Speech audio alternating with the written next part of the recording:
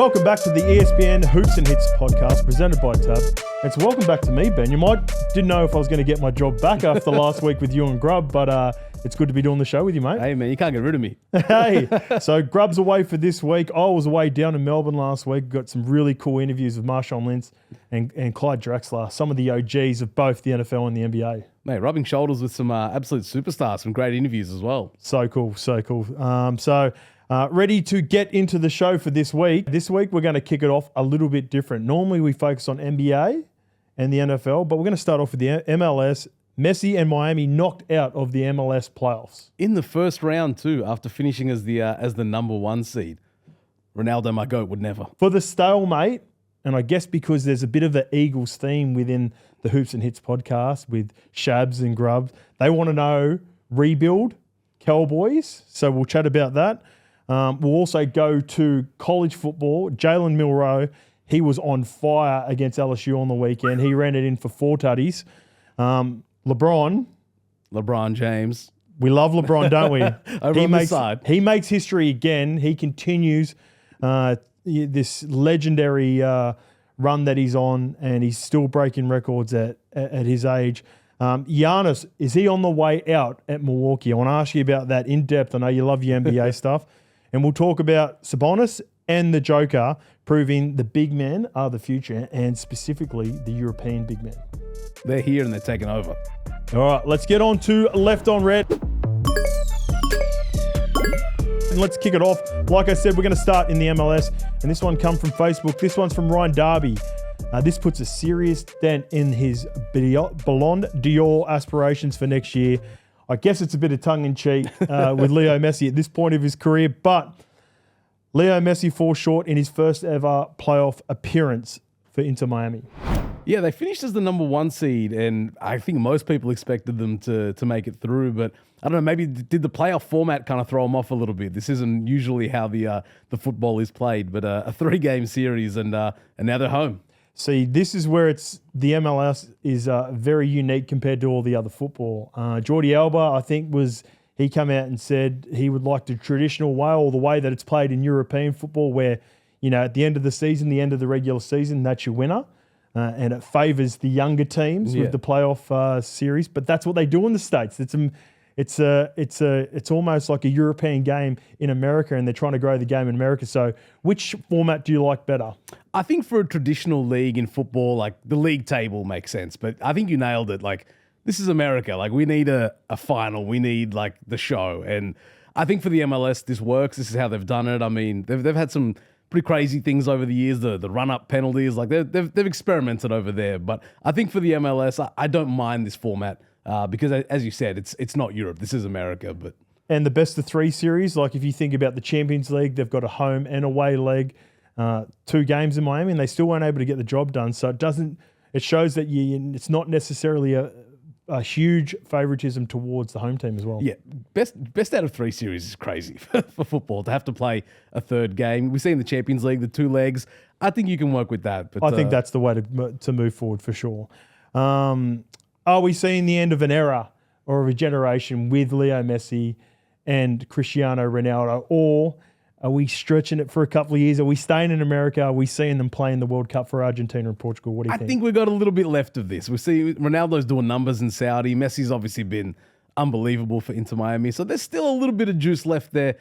Can they hang on to the 26 World Cup? I think that's kind of the ultimate American dream for Messi, is to cap off his MLS career, playing in another World Cup. If Ronaldo gets there too, which I think he will, I think we've got a little bit left of it. Is it going to be at the standard we expect? Probably not, but we're asking a lot of these guys at that age. Probably not like the Real Madrid versus Barcelona matchups, but if I'll they take do, it. I'll take it as well. I'm all for it. This one comes from X, and we're going to the NFL, and it was a couple of days ago now. Was this the best game of the year? The Cincinnati Bengals against the Baltimore Ravens. Well, it wasn't the best defensive matchup of the season, but both quarterbacks put on a show. Yeah, if you like touchdowns, this is the game for you. And shout out to my guy, Lamar Jackson, who you may remember before the season started, I said was going to be the guy this year. And he was unreal, especially in that fourth quarter. He's so good. He's putting up crazy numbers. I think he's almost got as many touchdowns as he got last year when he won the MVP. Got a solid running game. I feel bad. I feel a little bit bad for poor Joe Burrow over there at Cincinnati. Him and Jamar Chase put up historic numbers against the Ravens this year, but they're 0-2 against the Ravens. Lamar Jackson, you liked him for MVP at the start of the year. He is now, I believe, a strong favourite with the tab as well for the MVP. Do you think, is there any way he doesn't get it? I think it's his. I think, as you said, he overtook Josh Allen over the weekend after that performance. And I don't know if there's anyone playing better right now than Lamar Jackson. I'm going to call it early. MVP again. Okay. All right. I'm with you. I'm going to stick with it. And someone we're going to talk about later, I like him for the MVP of the NBA, and we'll get to that in a bit. But let's get to a guy that's doing it on the ground as well. We'll go to college football. And this one come from our man, producer Shabs. Not one, not two, not three, but 4 rushing touchdowns for Jalen Milroe for the Alabama Crimson Tide. Absolutely terrorized the LSU, which is a strong rivalry as well. It's almost, we're just talking about Lamar. It's a little bit Lamar-esque. He comes from Alabama. So I'm seeing a bit of a hybrid between a Jalen Hurts, Lamar Jackson type here with Jalen Milroe. So hey, that's a hell of a comp. If you're half Lamar, half Jalen Hurts, whose rushing TD record he beat with 16 now. I think Hurts' record was 13. Oh, so there you go. In pretty good company. Yeah. And you know, when you compare him to guys like that, there are versions of their game that sort of, when he's running away for 40, 50-yard touchdowns, it reminds you of Lamar. But people were getting compared to Lamar on the weekend, and it didn't work out too well for Jaden Daniels. So I think I'll hold that. I'll put that one away for a little bit. But do you think Jalen Milroe can make an impact? Because when you think about Lamar and Jalen Hurts, they weren't the best passers in college, but they really developed it in the NFL. Yeah, I mean, looking at that game, that was the definition of fine, I'll do it myself. And we see a lot of running quarterbacks have success these days. If he can get the arm up to that level, I mean, we saw what he did and what he's been doing all season. I don't see why not, but it's hard to be a QB in the NFL. Anyway, a little off topic. We don't have this in the questions. Who's more to blame for LSU? Is it the coaching or is it the players? Because after the second one, surely you make some adjustments. I don't know if the safeties end up coming up a little bit closer, but do the coaches start sending out a non-negotiable? If a wide receiver is going to streak past you, so be it, but we're going to stop the run. How don't you stop? How does he get to 4? Because he was going through untouched as well. I think, let's start the finger pointing. I think you got to share the blame equally, but ultimately, the players are out on the field. You see what he's doing. Do something. Oh, you got to make a play. A couple of those safeties, LSU would have been some tough film study on that game for sure. Moving on to Facebook. And he's just putting up historical numbers. And this is the guy I was alluding to. So we're going to talk a little bit about him. This one comes from Admir Dajic, and this is from Facebook. This guy will rewrite history to the core. And he's referring to the man behind us there, Nikola Jokic. He has the most 25-point, 15 rebound, 15 assist, triple doubles of all time. You know you're in a crazy atmosphere when you start comparing numbers with the OG of all OGs, Oscar Robertson. And Oscar had 14 of those, and Nicola's already got 7. Yeah, this guy's playing on easy mode this season. Already, I think he has 6 triple-doubles already leads the league there. And I think now that the Nuggets maybe aren't as good a team as they were in recent seasons, a little bit more is being asked of him, and he is definitely delivering. Do you think last year they win the championship the year before? He seems like a guy that needs to be motivated. It doesn't feel like the basketball is his first love. He obviously loves, going back to his home country and doing his horse racing. I feel like he's motivated this year. I feel like we're seeing a different Jokic. And when he's on, is he the best player in the NBA? He's making it hard to say anyone else. Probably, I mean, the only other guys I would maybe put in that conversation, maybe like a Luka Doncic, Shai Gilgeous-Alexander's putting his hand up to be in that conversation. But we've seen it too consistently from Nikola Jokic over the years, and the way he started this season, he probably is the best, right? How do you defend a big man like that? He can shoot the ball, he can dribble, he's got handles, he can pass, and if you think about big guys who normally try to stop guys like that in the paint, you think of a guy like Steven Adams, but then he's just got all the skills and passings to get around those bigger centers. And if you're too small, he can back you up. He's almost impossible to defend one-on-one. You need to send help every time. And that's what makes the elite players the elite players in the That's NBA. it. He's a mismatch for anyone because you can run the whole offense through Nikola Jokic, which you can't do that with a lot of bigs because he has that elite level of playmaking. He's probably the best passer in the league, definitely the best rebounder in the league, and realistically, top 3, top 5 scorer in the league. There's not a lot you can do about Nikola Jokic when he really puts his head down. Yeah, it's a few names there before. We've got Luka, SGA, Jason Tatum's doing great things at the Celtics. and Again, Edwards. Anthony Edwards is thereabouts. Have you got an MVP favorite? Has your MVP changed from the start of the year? And how do you see Jokic, who has won this award a couple of times himself? I mean, I thought this might be the year for Shea or a Tatum to kind of step in and become one of those face of the league guys, maybe even an Ant. But Jokic just, I think this might be Jokic's again. If he keeps playing like this, the big thing will be, will the Nuggets win games? Are they going to be a 50-win team? And maybe after the first week of the season, I didn't think so. But after this last little stretch, if they're a top 4 seed and Jokic is doing this, you got to give that MVP. Yeah, I'm with you. All right, moving from one European big man to another, we're going to go over to the Sacramento Kings. And this one comes from Facebook. This one comes from Austin Rodriguez-Da, the most underrated player in the league. And he's talking about Domantas Sabonis. He has the perfect game. 17 points, 11 rebounds, 13 assists, a triple-double, but he goes 100% from the field and he has 0 turnovers.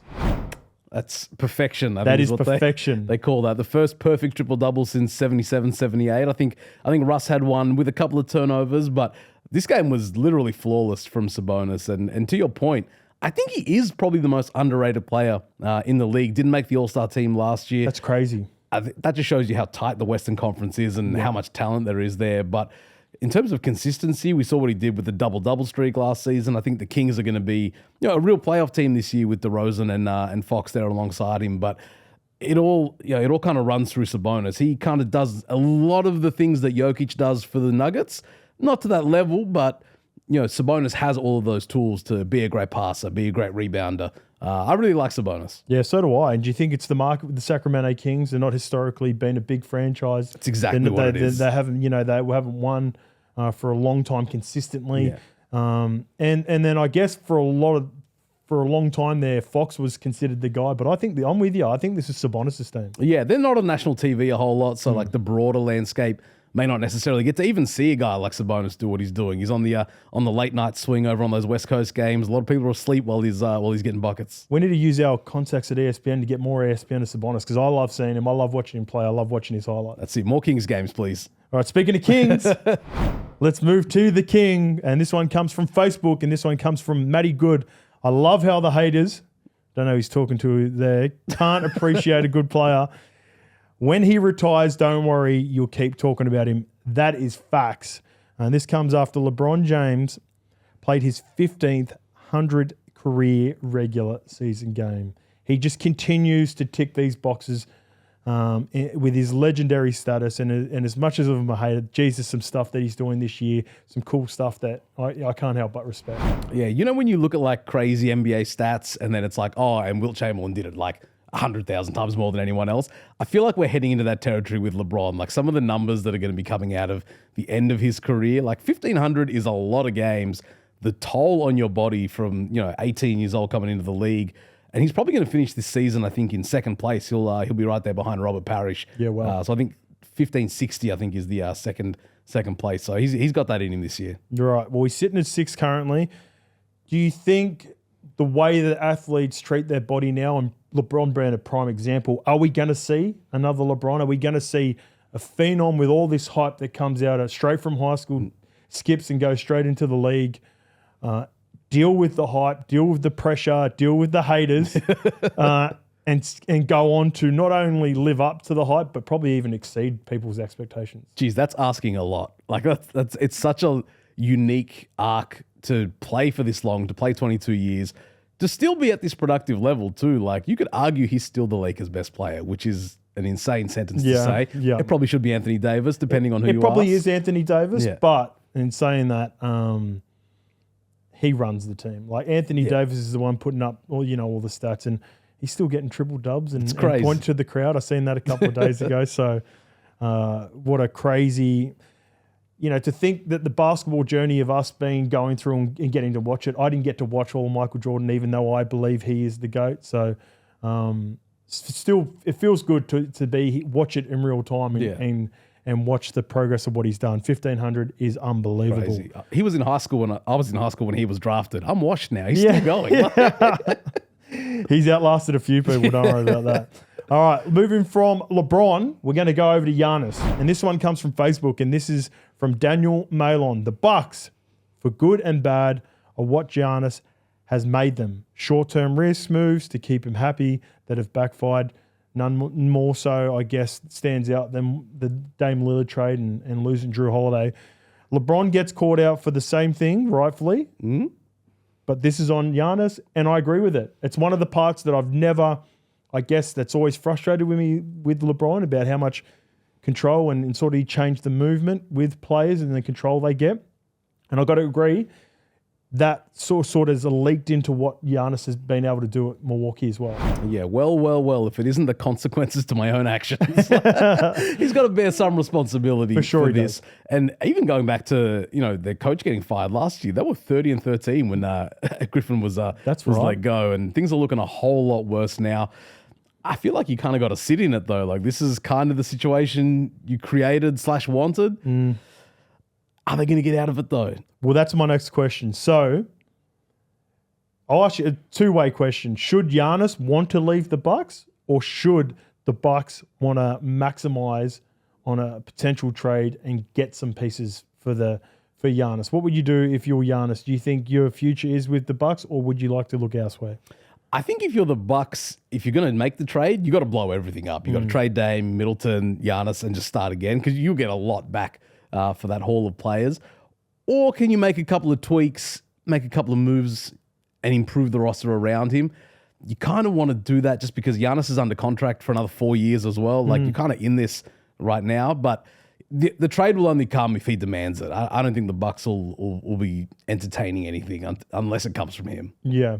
It almost feel like a bit of an OKC Thunder of 5-6 years ago when they got rid of Russell, and then Paul George and Carmelo was there for a bit. Yeah. They had some assets, and Chris Paul come in, and then he was moved on straight away as well, and they developed all their assets, and look where they are now. Yeah, you can do it quickly if you do it correctly, but not everybody is Sam Presti. Yeah, you still got to make the right draft picks as well off the back of that. All right, let's move on to the stalemate.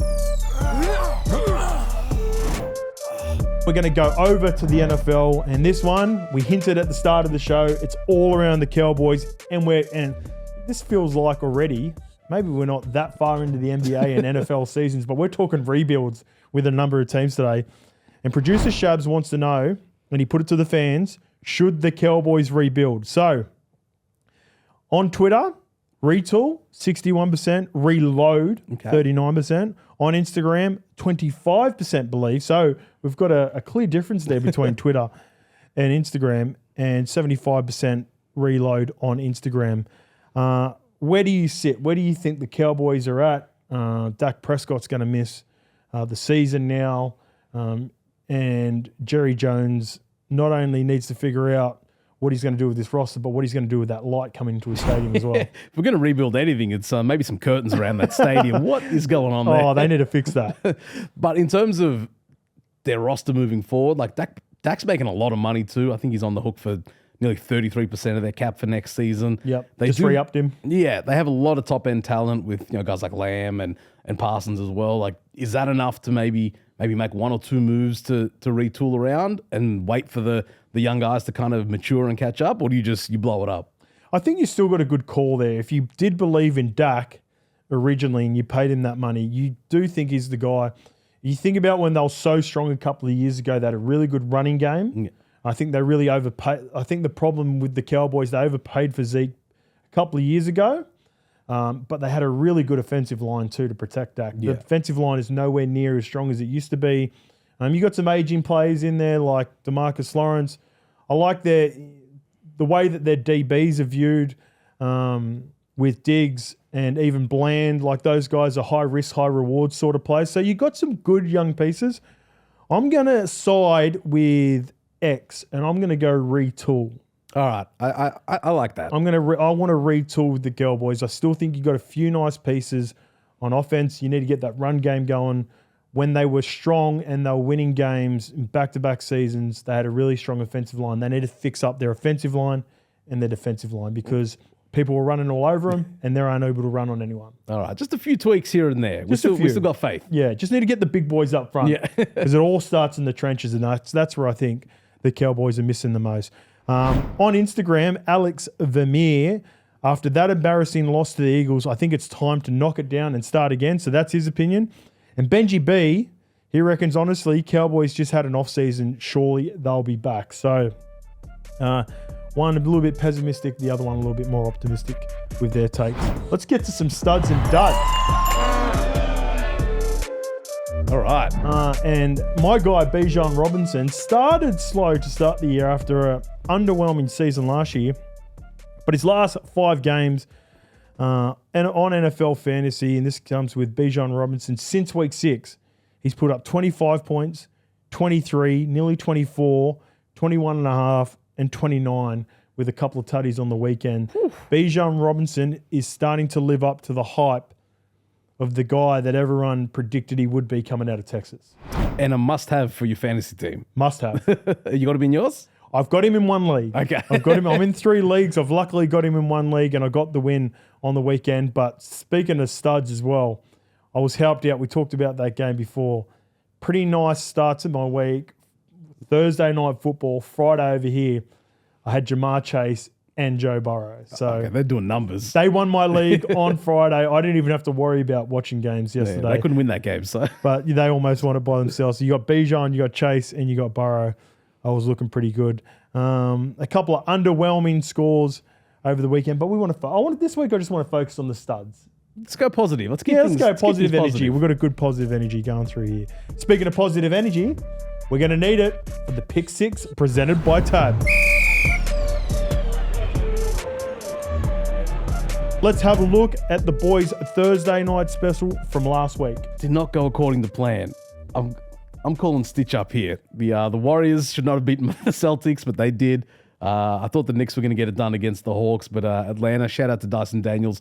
They were very strong at home. He's playing well, isn't he, Dyson Daniels? Yeah. He looks like the new location is serving him well, and he's carving out a nice little role there at the Hawks. Yeah, leads the league in steals and deflections. He's a menace on defense. Yep. Grubb, he picked all the NFL games then? He's making me look bad. He went really well, didn't he? He had the Ravens head-to-head. He had Chase anytime, and he had Henry anytime. And in that game, there was almost 80 points scored. So if he didn't get those 2 touchdowns, I would have been worried with the 2 stars for either team. But this week, we're going to take the pressure off you. You're going to take the pressure off me. We're going to go to Cynthia, and this is her Pick-6. Happy week 11, Hoops and Hits crew. I'm Cynthia Freeland, and I have a Pick-6 for you of NFL games for this weekend. Number 1, the Lions at home over the Jaguars. The Packers over the Bears. They're in Chicago. The Rams winning at New England, so in Foxborough. The Vikings over the Titans. They're in Tennessee. The Dolphins over the Raiders. They're at home in South Florida. And last but not least, the Texans over the Cowboys. All right, a couple of easy ones there before you get to your Benyam. Lions over Jaguars, tick. Packers over Bears, tick. Rams over Patriots, scares me a little bit. Patriots looked pretty good last week. Vikings over Titans, I don't think that's guaranteed as well. The Dolphins over the Raiders, I think they get the job done. And like we talked about, the Cowboys, some people think they're rebuilding, so I don't think we have to worry too much about them. I like 4 out of the 6 there, but have you got an extra 3 to add for the NBA for us? All right, 3 Thursday games, a couple of good ones coming up as well. We've got the Thunder against the Pelicans, a few injuries for both teams in this one, but as I mentioned, Shai Gilgeous-Alexander's been on fire. The Lakers and Grizzlies, there's a little bit of beef in this game. We saw Ja Morant talking a little slick after their game. They beat the Lakers last time, but that was with no AD. Yep. AD should be back for this game. Eye injury yeah. from last game. And Ja, like you said, Ja was responding to what LeBron did to him last year. So let's see what LeBron is going to do in return. Yeah, LeBron has games like this when if there's a little something going on, he's gonna do something. So at home, I like LeBron and the Lakers and the Celtics and the Nets. They played a couple days back and went to OT. The Nets gave them a good run, didn't they? Yeah, so this game is back in Brooklyn again, but I think the Nets have been a little improved in recent games, but I'm going to stick with the Celtics, stick with the champs to get the job done on the road. My Smokey, a couple of weeks ago, Cam Thomas. I said I liked him. Cam Thomas is playing well this year. He's got a new role there. Bridges moves on. Ben Simmons has dropped to the bench, so he's getting bigger minutes. He's playing well. I like what the Nets are. Nets are going to be. I think they're going to be a prickly team. Yeah, they'll make things tough for a few teams. Yeah. I don't know how many games they're going to win, but they'll be in a lot of games. A lot of teams will go in there wanting an easy game, and I don't think the Nets are going to give it to them. No, Dennis Schroeder's been a handful as well for them. Chances are you're about to lose. For free and confidential support, call the number on the screen or visit the website. Okay, that's it for Hoops and Hits this weekend. You filled in admirably again. This time for Grub. It's good to have you, Benyon. But is there any games in the NBA that you're looking out for? Maybe not necessarily to have a friendly wager on, but just something you're looking forward to coming up in the NBA? Mate, always a pleasure. But this weekend is the in-season tournament. We're back for another year. The second year of the in-season tournament. The NBA Cup gets underway. A couple of nice matchups in the late games. I like the Timberwolves and the Kings and the Warriors and Grizzlies to close things out. Oh, yeah, that's some good games. I love watching my man Ant. And the NFL, my Packers against the Bears. We always beat down on the Bears, and the Bears are struggling at the moment, so I can't wait to watch that over the weekend. I like it. Thank you for joining us on Hoops and Hits. Remember, we need you to engage with us throughout the week. Get us on the socials. We answer all your questions, and we love doing it. So we'll see you next week on Hoops and Hits.